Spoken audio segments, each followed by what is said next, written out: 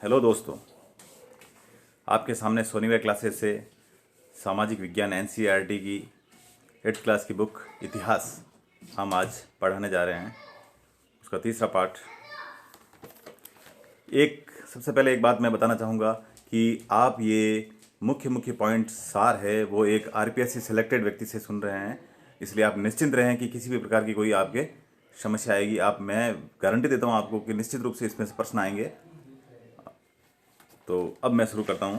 जैसे ग्रामीण क्षेत्र प्रशासन जो तीसरा पार्ट है, उसमें उसका जो सार है वह यह है कि कंपनी जो ईस्ट इंडिया कंपनी है वह पश्चिम बंगाल की दीवान बनने के पश्चात इसमें विभिन्न प्रकार के लगानों को वसूल करती है और नए नियम बनाती है लगान वसूल करने के, जैसे स्थायी बंदोबस्त, नई व्यवस्था, महलवाड़ी बंदोबस्त, रैयतवाड़ी बंदोबस्त। यूरोप के लिए, इसके साथ ही इसमें यूरोप के लिए विभिन्न प्रकार की फसलें भारत में तैयार करना, पटसन, चाय, गेहूं, गन्ना, कपास, नील इत्यादि, इसके बारे में डिटेल से बताया जाता है इस पाठ में। और नील की खेती किस प्रकार होती है, कौन करते हैं और उसका उत्पादन कैसे होता है, फैक्ट्रियों में किस प्रकार से नील बनती है, और अंत में नील विद्रोह जो किसानों के द्वारा किया जाता है उसका क्या परिणाम निकलता है, इस बारे में इस पाठ के अंदर बताया गया है। और इस पाठ का जो सार है वो मैं अभी बताता हूँ। उससे पहले सोनीरा क्लास को ज़्यादा से ज़्यादा लाइक करें, शेयर करें एंड सब्सक्राइब करें।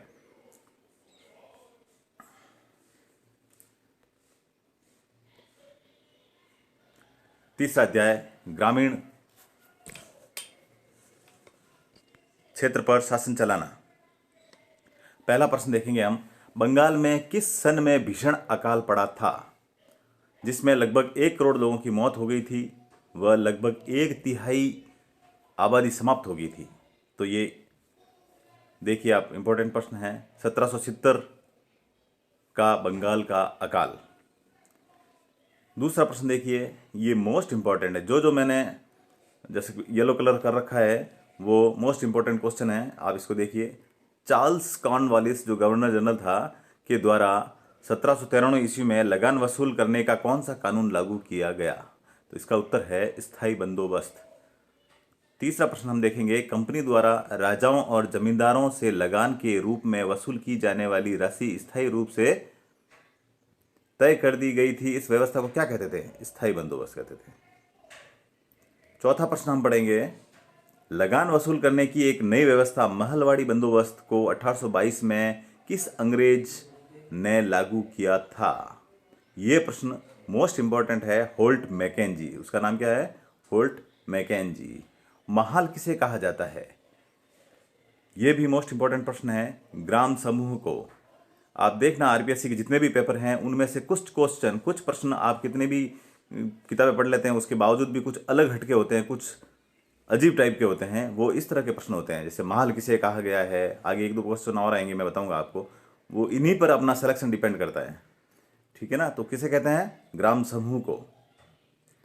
छठा क्वेश्चन देखेंगे, ग्राम समूह का मुखिया राजस्व इकट्ठा कर कंपनी को अदा करता था, इस व्यवस्था को कौन से बंदोबस्त के नाम से जाना जाता था? महलवाड़ी बंदोबस्त के नाम से जाना जाता था। 7वां प्रश्न देखिए, रैयत किसे कहा जाता है? तो ये देखिए, अभी बताया ना आपको मैंने, जैसे 5वां प्रश्न महल किसे कहा जाता है, उसी तरह का ये प्रश्न है। रैयत किसे कहा जाता है? तो किसानों को कहा जाता है रैयत। पश्चिम बंगाल की तरफ वहीं पे ये व्यवस्थाएं लागू की गई थी सबसे पहले। 8वां प्रश्न देखिए, ये भी मोस्ट इंपॉर्टेंट है। राजस्व एकत्रित करने की रैयतवाड़ी व्यवस्था, जिसे एक नई व्यवस्था भी कहते हैं, यह किसने शुरू की थी? मद्रास गवर्नर टॉमस मुनरो ने। यह भी मोस्ट इंपॉर्टेंट प्रश्न है।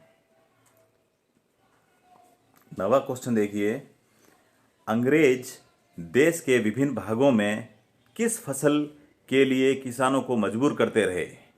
तो इसका उत्तर है बंगाल में पटसन उगाने के लिए, असम में चाय के लिए, संयुक्त प्रांत में गन्ना, पंजाब में गेहूं और पंजाब में कपास, मद्रास में चावल इत्यादि फसलों के लिए हमारे भारतीय किसानों को मजबूर करते रहे। 10वां प्रश्न देखिए, ब्रिटिश काल में सूती वस्त्रों में रंगाई में उपयोग किया जाने वाला नील किन पौधों से निकलता था? तो जो नील रंग होता था वो नील के पौधे से निकलता था। अब हम 11वां प्रश्न पढ़ेंगे जो मोस्ट इम्पॉर्टेंट है। यूरोपीय कपड़ा उत्पादक बैंगनी और नीले रंग बनाने के लिए नील के पौधे के अलावा कौन से पौधे का उपयोग करते थे? नीला रंग बनाने के लिए नील का उपयोग करते थे, वो पौधा हमारे भारत में ज़्यादातर पाया जाता था। और बैंगनी रंग बनाने के लिए नील के पौधे के रंग के अंदर कौन सा रंग मिक्स करते थे? कौन से पौधे का रंग मिक्स करते थे? वोड नामक पौधा था, उसको मिक्स करते थे, तब जाके वो बैंगनी रंग बनता था। वोड नामक पौधा किस क्षेत्र में उगता था? ये भी इंपॉर्टेंट प्रश्न है। वोड नामक पौधा शीतोष्ण कटिबंधीय क्षेत्र, उत्तरी इटली, दक्षिणी फ्रांस, जर्मनी और ब्रिटेन के कई हिस्सों में उगता था। 13वां प्रश्न देखेंगे हम। नील के खेती के प्रमुख 2 तरीकों के नाम बताइए। एक तो निज खेती होती थी, वह दूसरी रैयत खेती। निज खेती में जो जमींदार होते थे अंग्रेज लोग, वो स्वयं उगाते थे, और रैयत खेती में उसको कुछ हिस्से में किसानों को दे दिया जाता था और उनसे लगान वसूल किया जाता था। वेट्स क्या है? ये देखिए भाई, मोस्ट इंपॉर्टेंट प्रश्न है। वेट्स क्या है? ये मैंने बताया ना, आरपीएससी के जो अजीब प्रश्न होते हैं उस तरह के प्रश्नों में से ये आएगा। वेट्स क्या है? तो नील की फसल को रखने वाला प्रथम होज। जो नील के पौधों से जो नील बनाई जाती थी वो फैक्ट्री के अंदर बनाई जाती थी, तो उसमें पहले अलग अलग होज, अलग अलग टंके होते थे पानी के, तो 3-4 टंके होते थे। तो पहला जो टंका था जिसके अंदर नील की फसल को सबसे पहले रख देते, सूखा रखा जाता था, तो उसको वेट्स कहा जाता था। अगला प्रश्न देखिए, ये भी मोस्ट इंपॉर्टेंट है। क्विंडन या स्टिपर क्या है? नील की पत्तियों को तोड़कर गर्म पानी के जिस हौज, गलत लिख दिया, हौज है यहाँ पे, हौज में डुबाया जाता है उसे क्विंडन या स्टिपर कहा जाता है। मैंने बताया ना आपको, 4-5 हौज बनाए जाते हैं, टंके बनाए जाते थे उस फैक्ट्री के अंदर। तो सबसे पहले मतलब सूखा जो पौधे की जो पत्तियां डालियां होती है वो रखी जाती थी, और फिर उसको पानी के अंदर, गर्म पानी के अंदर भिगोया जाता था दूसरे हौज के अंदर, दूसरे टंके के अंदर, तो उसको क्विंडन या स्टिपर कहा जाता था। तीसरा 16 प्रश्न देखिए, ये भी मोस्ट इंपॉर्टेंट है। बीटर वॉट क्या है? ये तीसरे नंबर जो टंका होता है, हौज है पानी का, उसको कहा जाता था फैक्ट्री के अंदर, नील की फैक्ट्री के अंदर। नील को भिगोए रखने वाला दूसरा खोज जिसमें घोल को लगातार हिलाया जाता था और पैंडल से खंगाला जाता था, उसको बीटर वॉट कहा जाता था। ठीक है ना, ये भी मोस्ट इंपॉर्टेंट है।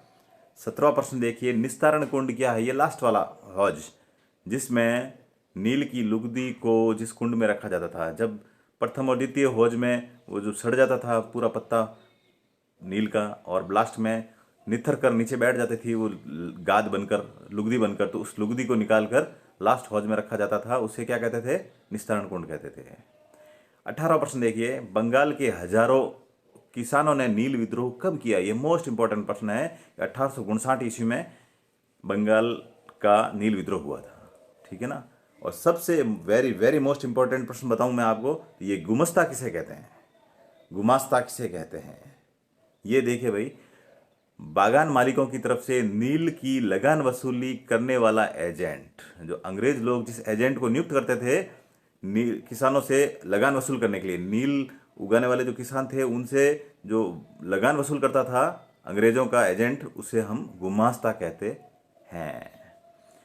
20वां प्रश्न देखिए, किस मजिस्ट्रेट ने नोटिस जारी कर किसानों को नील अनुबंध मानने के लिए मजबूर नहीं करने का कहा? ये कौन थे? Magistrate Astley Eden. 21वां प्रश्न देखिए, महात्मा गांधी ने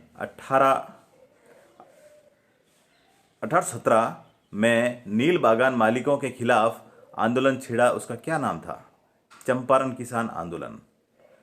चंपारण 1917, सॉरी सर। महात्मा गांधी ने 1917 में नील बागान मालिकों के खिलाफ आंदोलन छेड़ा, उसका क्या नाम था? तो चंपारण किसान आंदोलन। 22वां प्रश्न देखिए, नील आयोग के अध्यक्ष कौन थे? यह भी मोस्ट इंपॉर्टेंट प्रश्न है। WS सिटेनकार। तो नील आयोग, जब चंपारण का ये किसान आंदोलन छेड़ा गया, नील के जो नील बोने वाले जो किसान थे वो परेशान हो गए थे अंग्रेजों के खिलाफ, उन्होंने आंदोलन छेड़ा, और जब उसको आंदोलन जब बहुत भारी मात्रा में हो गया, तब अंग्रेजों ने उनको शांत करने के लिए एक आयोग बिठाया, नील आयोग कहते हैं उसको। उसका अध्यक्ष अंग्रेज ही थे, WS सिटेनकार नाम था उनका। ठीक है ना। तो ये भाई तीसरे पार्ट के प्रश्न थे। अब मैं पुनः आपको कहना चाहूँगा कि सोनिग्रा क्लास को ज़्यादा से ज़्यादा लाइक करें, शेयर करें एंड सब्सक्राइब करें, और अगला लेसन देखना ना भूलें। धन्यवाद।